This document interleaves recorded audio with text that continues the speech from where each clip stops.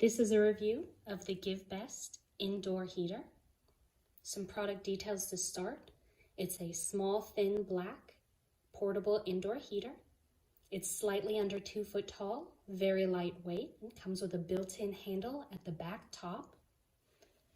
It also includes a small personal remote with all the same functions as the top of the machine. To power it on, you press the on button after being plugged in. It's very quiet.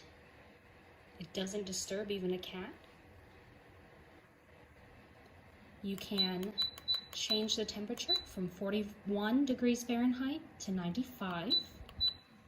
It also includes several modes, high, low, and eco-high, and a timer that goes in increments of 1 hour from 1 up to 12 for auto shut-off.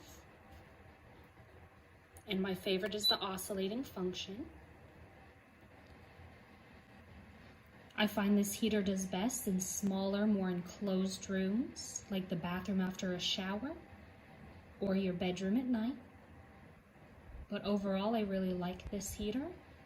It's thin, it can be put anywhere, and it doesn't stick out. And it's very quiet. Overall, I definitely recommend it.